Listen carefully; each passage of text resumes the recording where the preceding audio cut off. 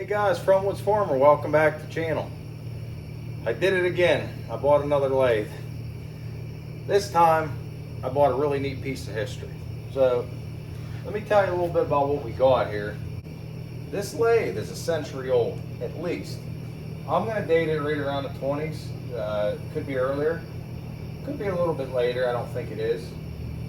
You know, one of the dead giveaways on this lathe that it is pre-1940 is if you look over here, it has change gears.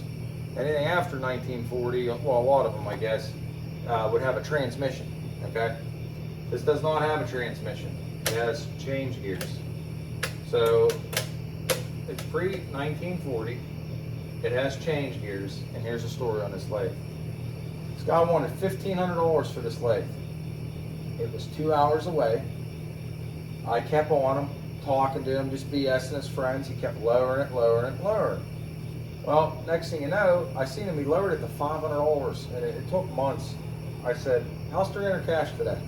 He said, done deal, come get it. I get up there, but it had all the change gears. It had the guard. This is a 4-jaw chuck. As soon as I pick up the camera and I show you closer, you'll see that. And it had a 3-jaw chuck, face plates for the dogs, everything. This thing was complete. I'm like, man, those chucks are worth that kind of money. So I thought it was a great deal, you know. Get up there, I'm all excited, got the skid steer trailer hooked up, and sanitation company that took over an old machine shop, okay? It was a welding fabrication machine shop. Garbage truck place moved in. It's at the landfill. All the change gears, everything. So this is no longer really to be used for threading unless I could find out a way to identify this lathe, which is going to be a little bit difficult to do, but I'm going to try to do it. If I can even do that, I may be able to find a donor lathe to have the change gears or parts for it.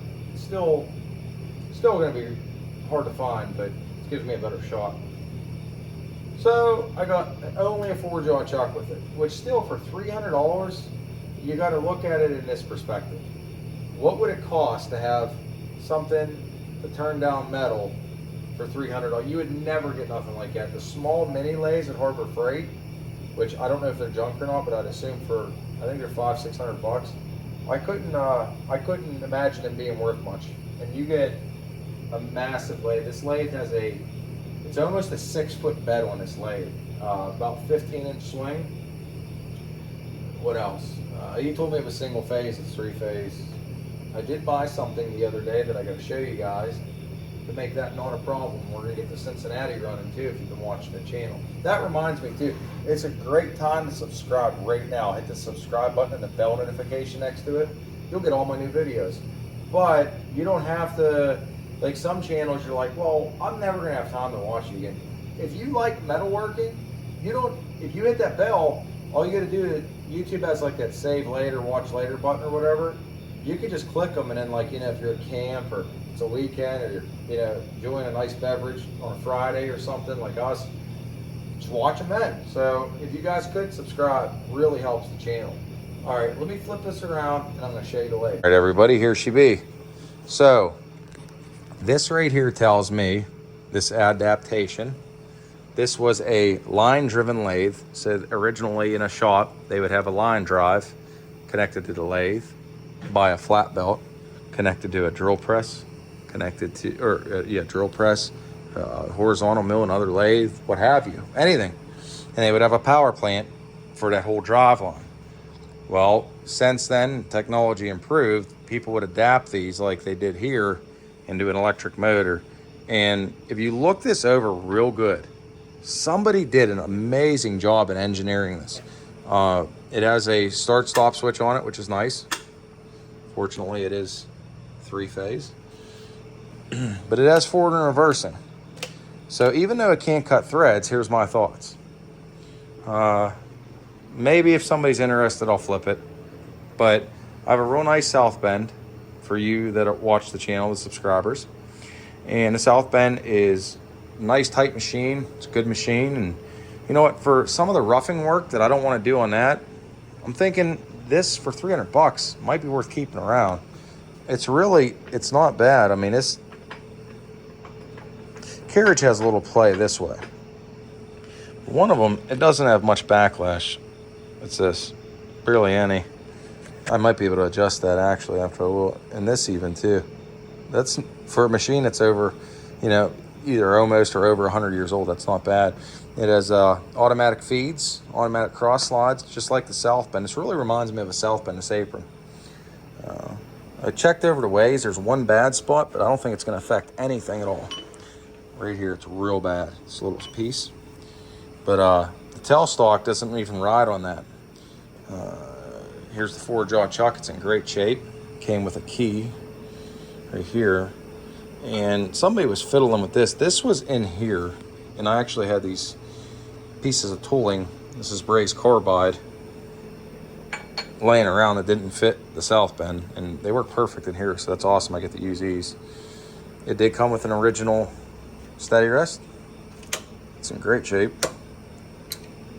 I just think the overall patina of this machine is awesome. My kids love playing with WD-40.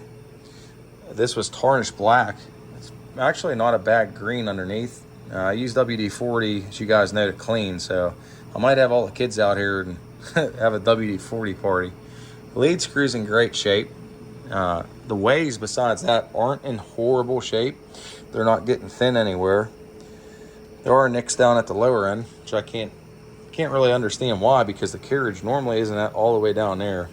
You know, if you're working down there, you're gonna have a steady rest at least somewhere. You know what I mean? It'd be very odd to work at this end, but you never know. Getting back to the change gears. We don't have them, but it's going to work in this setting. It will come from a working environment. What I can't figure out on this lathe, let me get down here, get in my nice comfy leather chair that I found in the trash. This spins. This obviously is for the spindle. This would still work off the drive line. So why does it have this? The back gears are back here. They work. It engages. This is not connected to anything I could really see. It's like something would have to engage here.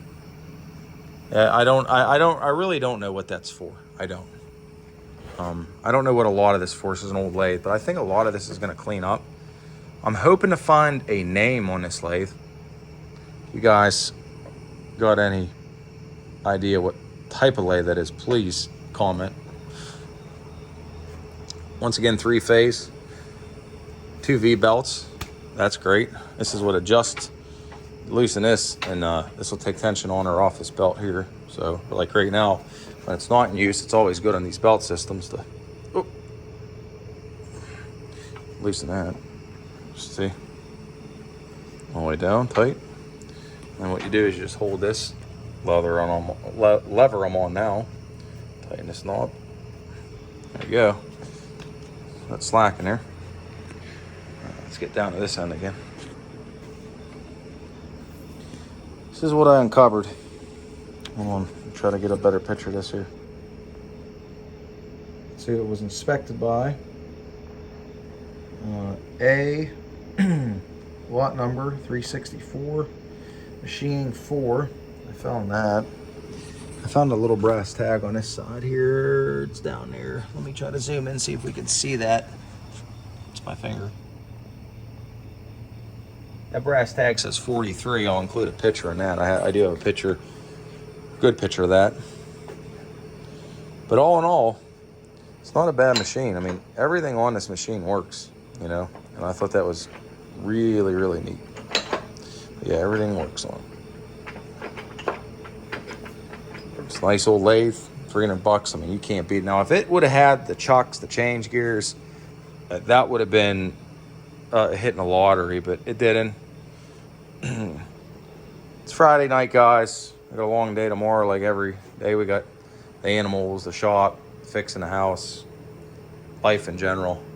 Before I leave, for anybody that's not subscribed, that's gonna subscribe, take you a quick tour. South Bend lathe. So the no-name lathe. I might even name it. If we can't find a name, I'm gonna name it. You know, it kind of looks like the Incredible Hulk. Maybe we'll call it something like that. You know, Cincinnati. Oh, I didn't show you the rotary phase converter. That's what I was talking about. Just picked that up. $325 for a 20 horsepower converter. It's not bad. I got the Bridgeport about buttoned up here. You know, I just built that little shelf for all these boxes of junk in the way. More cooling for my machinist boxes. Built that. You know, so you guys know Bridgeport works good. That's about it. On the UTV, we're doing that right now. I was trying to make a video. Whole rear end's blowed out in front of that. Now I'm going to TIG weld that, get that all fixed and put back together. A couple of the hit and miss engines. Old engine here, flathead engine. Here's the Logan. Logan lathe right now is being rewired. It was a working lathe and I used it for a couple years. Went to rewire it. I have to finish that. That's about it, guys. Thanks for watching. Hope you guys have a good Friday night. Enjoyed the video. Comment, like, subscribe, share. Any feedback is good feedback. Thanks for watching. Good night.